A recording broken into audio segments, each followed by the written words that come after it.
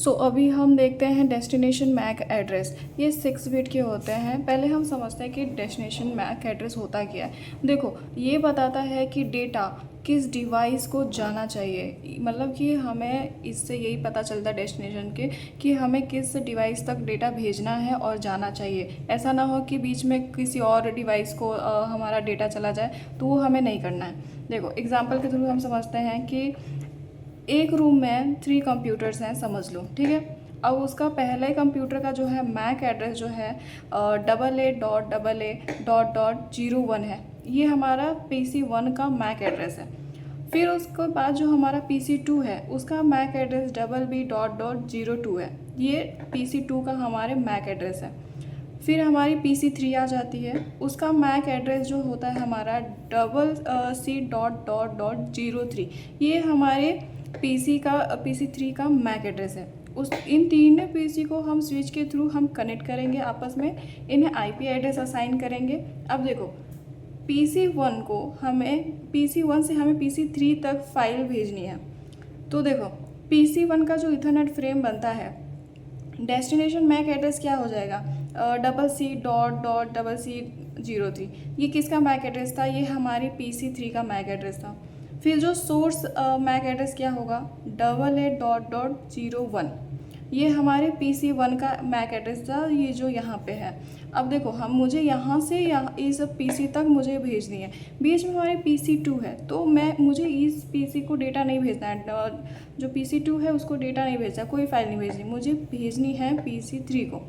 देखो, ये हो गया हमारी डेस्टिनेशन मैक एड्रेस, ये हमारी सोर्स मैक एड्रेस। अब ये जो फ्रेम है ये स्विच के पास पहुंचता है। जो हमारा जो फ्रेम बना है ये सारी, वो स्विच के पास पहुंचेगी। अब उसके बाद अब देखते हैं। देखो, स्विच के पास हमारी फ्रेम पहुंची तो वो क्या करेगा। क्वेश्चन ये आता है कि जो हमारी फ्रेम है वो स्विच के पास पहुंचे तो नेक्स्ट क्या करेगा।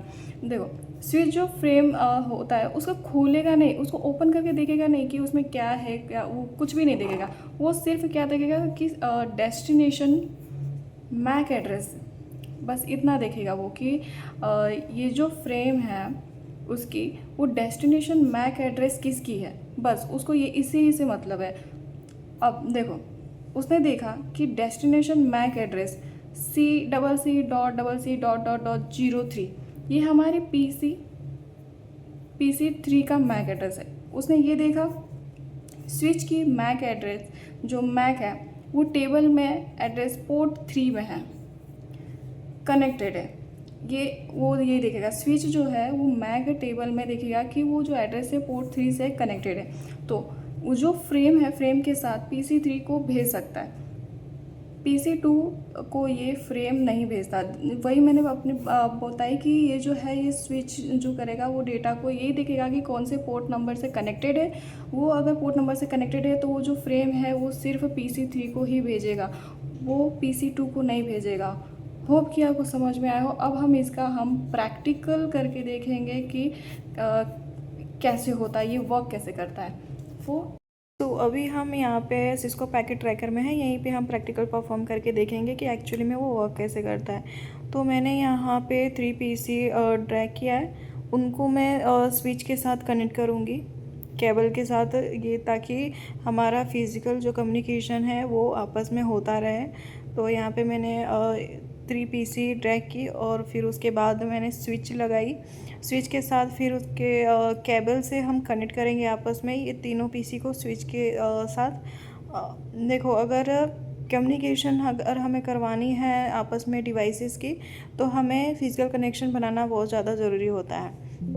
फिर उसके बाद जो होगा, हम हमारी तीनों जो डिवाइस है उनको हम IP एड्रेस असाइन करेंगे। तो जो हमारा PC0 है उसको IP एड्रेस असाइन कर देते हैं अभी हम 192.168.1.1। ये हमारा PC0 का IP एड्रेस असाइन है। मैक एड्रेस ऑटोमेटिक आ जाता है, उसमें पुट करने की नीड नहीं है।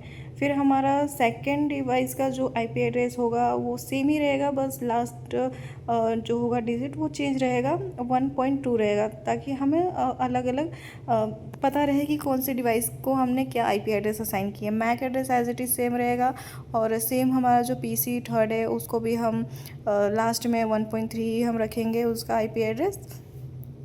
फिर उसके बाद हम अब PC0 से PC2 को पिंग करते हैं। तो यहाँ पे पिंग करके टाइप करना 192.168.1.3। तो हमने टाइप करने पे हमें रिप्लाई आया। तो रिप्लाई आने का मतलब ये होता है कि जो पिंग है वो सक्सेसफुली हो गया है, मतलब कि आपस में डिवाइसेस कम्युनिकेट कर रही हैं। जो हमारा फिजिकल कनेक्शन है वो सक्सेसफुली कनेक्टेड है। देखो PC0 में ने जो डेटा भेजा तो उसने एक ईथरनेट फ्रेम क्रिएट किया। इस फ्रेम के अंदर डेस्टिनेशन मैक एड्रेस और सोर्स मैक एड्रेस दोनों होते हैं। तो यहाँ पे हमने स्विच पे क्लिक किया। तो स्विच पे क्लिक करने के बाद पे क्लिक करके हमें ये देखने को मिलेगा। तो वहाँ पे अगर हमें कुछ भी नहीं, अगर हमें मिलता है स्विच जैसा, तो हम एंटर 2-3 बार ना क्लिक करेंगे तो ये हमको स्विच टाइप देखने को मिलेगा। तो हम एनेबल टाइप करेंगे, फिर उसके बाद हम मैक एड्रेस और टेबल देखेंगे, टाइप करेंगे। तो अगर जैसे हम टाइप करते हैं, जैसे ये टेबल मुझे शो कर रहा है वैसे आपको भी शो करेगा। तो इससे पता चलता है कि मैक एड्रेस एक पर्टिकुलर पोर्ट के साथ एसोसिएटेड है, मतलब कि कौन सा किसके साथ कनेक्टेड है ये हमें पता चलता है। सो अब हम सिमुलेशन मोड देखते हैं। इसमें सिमुलेशन मोड में हम ARP और ICMP को ही सेलेक्ट करेंगे, बाकी सबको सेलेक्टेड कर देते हैं। PC1 को हम डेस्कटॉप कमांड के प्रॉम्प्ट में हम दोबारा पिंग चालू करेंगे। जैसे कि हम यहाँ पे लिखेंगे पिंग 192.68.1.3। ये हम जैसे टाइप करेंगे तो वो हमारा पिंग हो जाएगा PC1 में। तो नीचे जो कैप्चर और फॉरवर्ड बटन होता है उस पर क्लिक करेंगे। जैसे कि मैं क्लिक कर रही हूँ तो उसमें क्या होगा कि जितने भी ARP रिक्वेस्ट होंगे या फिर रिप्लाई होंगे, ICMP इनको रिक्वेस्ट या फिर ICMP इनको जो रिप्लाई होंगे वो हमें यहाँ पे देखने को मिलेंगे सीक्वेंस में। अब देखो ARP रिक्वेस्ट मतलब कि PC1 को PC3 का मैक एड्रेस नहीं पता था, इसलिए उसने ARP रिक्वेस्ट ब्रॉडकास्ट की। ARP रिप्लाई में क्या आता है, PC3 ने अपना मैक एड्रेस PC1 को भेज दिया। अब ICMP में इनको रिक्वेस्ट में क्या होता है कि अब PC1 को मैक एड्रेस मिल गया, इसलिए उसने पिंग रिक्वेस्ट भेजी। ICMP इनको रिप्लाई में क्या होता है कि PC3 ने पिंग का रिप्लाई भेज दिया। आपस में ऐसे डिवाइसेस जो होते हैं वो कम्युनिकेट करते हैं। यहाँ पे हमें सब सारी इवेंट लिस्ट देखने को मिलती है कि कितना टाइम लगा, पहले डेटा किस डिवाइस में शेयर हुए, किस डिवाइस में डेटा शेयर नहीं हुआ, इस सारी हमें यहाँ पे रियल टाइम सिमुलेशन मोड में हमें दिखती है। और इससे हमें पता चलता है कि जो डेटा है वो एक्चुअल में ट्रांसफ़र कैसे होता है या फिर वॉक कैसे करता है एक डिवाइस से दूसरे डिवाइस में। ध्यान देने वाली बात है, पहले ARP रिक्वेस्ट पैकेट जो होता है वो ब्रॉडकास्ट होता है, इसलिए जब सब डिवाइस तक जाता है, जो मतलब ब्रॉडकास्ट होता है वो सारे डिवाइसेस तक जाता है। लेकिन जब उसको एक्चुअल डेटा फ्रेम, जब स्विच को डेस्टिनेशन मैक एड्रेस का पोर्ट पता होता है तो वो सिर्फ डेस्टिनेशन डिवाइस का पोर्ट पर ही फॉरवर्ड किया जाता है। ऐसा नहीं होता है कि वो सारे डिवाइसेस पे फॉरवर्ड होता है जब तक ARP रिक्वेस्ट पैकेट ब्रॉडकास्ट नहीं होता है। तो होप कि आपको ये समझ में आया हो कि डेटा कैसे